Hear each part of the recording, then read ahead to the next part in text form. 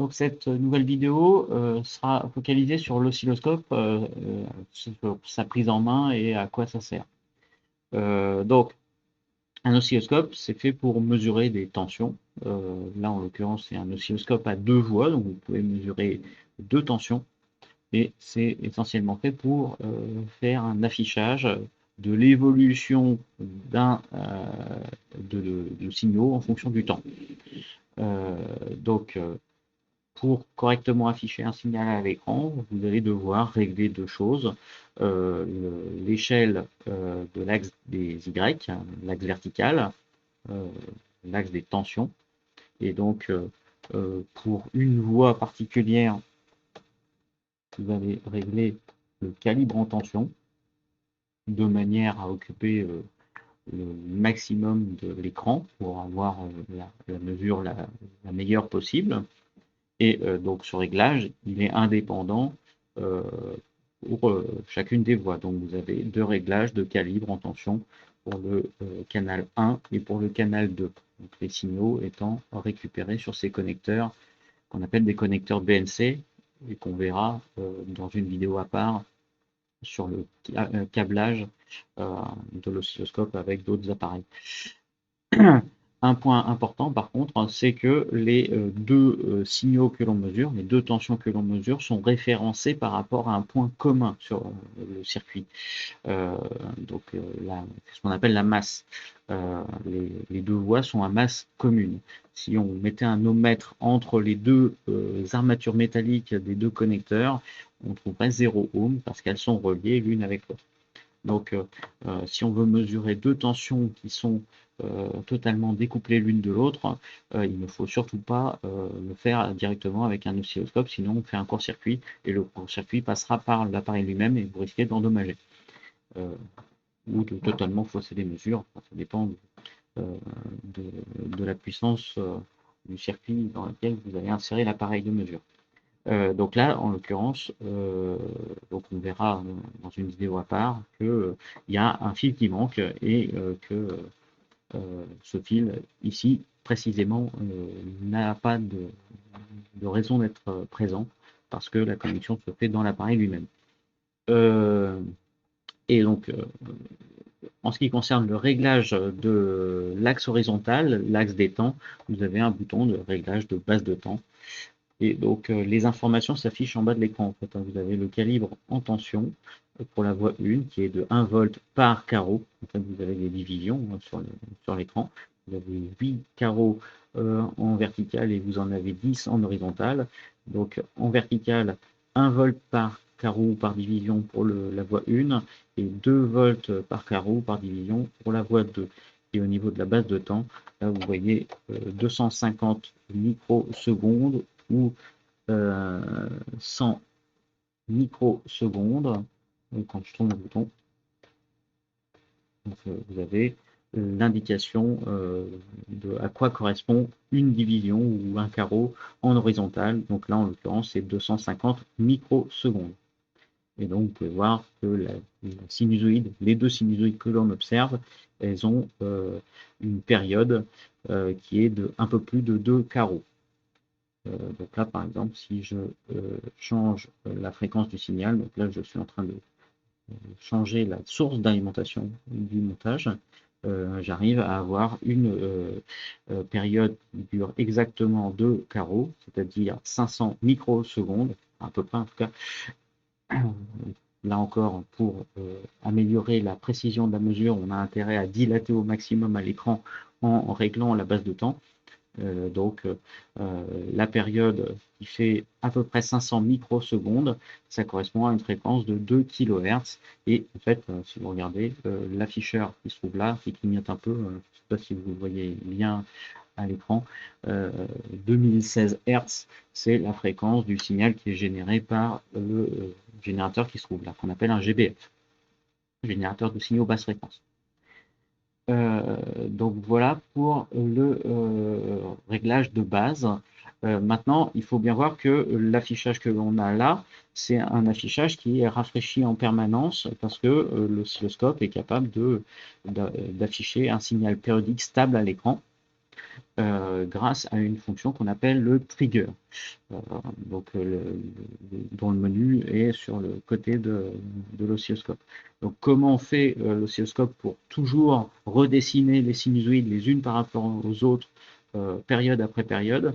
Eh bien, tout simplement parce qu'il commence le tracé sur la base d'un événement particulier. Et donc, comment ça fonctionne concrètement? Le trigger va déclencher l'affichage d'un écran, d'une trame d'écran, sur la base d'un événement relatif à une des sources, channel 1 ou channel 2. Là, en l'occurrence, c'est le canal numéro 2. Et donc, on sélectionne un niveau de tension. Là, vous pouvez voir la petite flèche sur le bord droit de l'écran qui correspond à un niveau de déclenchement pour le début de l'affichage de l'écran. Alors, pas le début, en l'occurrence, c'est plutôt le centre de l'écran. La marque qui est en haut de l'écran, ça indique l'instant 0 correspondant à ce niveau de tension. Et donc, on est en mode automatique, ça veut dire qu'on fait ça en permanence. Dès que l'événement survient, on affiche un nouvel écran. Et on indique que c'est un événement de type front, edge, et avec une pente montante.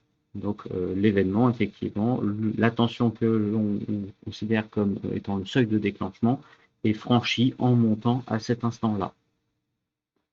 Donc quand on change le niveau, ben, on voit que la sinusoïde se décale de manière à ce que le niveau de tension soit franchi en montant à l'origine des temps, qui est le centre de l'écran.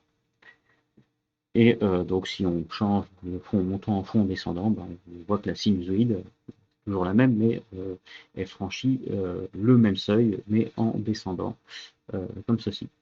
Donc ça, c'est très bien quand on a affaire à un signal périodique. Maintenant, qu'est-ce qui se passe quand on est confronté à un circuit où le signal apparaît de manière transitoire? Donc là, je débranche le circuit. Donc il y a toujours la sinusoïde qui arrive sur une des voies de l'oscilloscope qui vient de la source. Par contre, mon montage est débranché. Et comme je me sers du signal en sortie du montage, le canal numéro 2, c'est la sortie du montage, on récupère 0, plus de tension présente dans le montage. Et ce que je veux, c'est déclencher quand une tension apparaît. Donc là, ce qu'il faut faire, c'est une acquisition de type monocoup. Donc, on passe du mode auto au mode donc normal, c'est pas le mode qui nous convient, le mode single.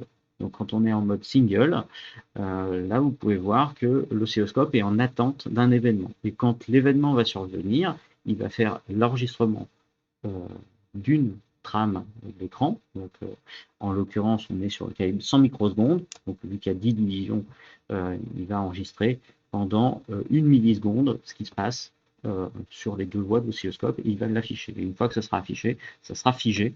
Il sera en mode stop. On verra stop s'afficher. Donc là, le circuit n'est pas branché, je vais le brancher et donc l'événement va survenir. Voilà. Donc on voit le signal, donc avec d'ailleurs des rebonds, hein, tout simplement parce qu'au moment où on branche une fiche banane, bah, il y a des faux contacts. Hein, au moment où on enfonce la banane dans sa borne, et donc le signal n'est pas très propre, hein, mais donc on voit que le signal a bien été enregistré et s'affiche de manière figée à l'écran. Donc c'est quelque chose qui est très pratique pour observer des signaux en mode transitoire. Dernier mode d'affichage qui peut être utile dans le cadre des PP, c'est le mode XY. Donc, en quoi ça consiste? En mode normal, en fait, on observe les signaux en fonction du temps. Et bien là, plutôt que d'observer deux signaux en fonction du temps, on va observer un signal en fonction de l'autre. Donc, je vais repasser en mode auto pour avoir un rafraîchissement permanent de ce qui passe à l'écran. Et donc, je vais aller dans le menu affichage. Et là, on voit que le format, c'est YT. Donc, l'axe Y, c'est les tensions. en fonction du temps. L'axe X, c'est le temps. Et donc là, on est en mode XY. Donc il y a toujours un doute sur ce que l'on observe sur l'axe des X et sur l'axe des Y. Qu'est-ce que l'axe X? Est-ce que c'est le canal 1 ou est-ce que c'est le canal 2? Donc là, par exemple, si je débranche channel 1, il arrive. Demain, ça sera plus pratique. Le signal sur la voie 1 est constamment à 0. Et donc là, vous voyez que vous avez une trace qui est parfaitement verticale. Ça veut dire que le signal correspondant à l'axe X est tout le temps à 0. Donc c'est bien channel 1 qui est le signal X. Et si je débranche channel 2, normalement, on devra avoir un trait horizontal parce que l'axe Y sera constamment à 0. Voilà. Donc très commode pour caractériser un composant, par exemple, si un des signaux est à l'image du courant qui circule dans le composant et que l'autre signal est la tension au banc du composant, vous pourrez, avec ce genre de tracé, obtenir la caractéristique tension-courant d'un composant.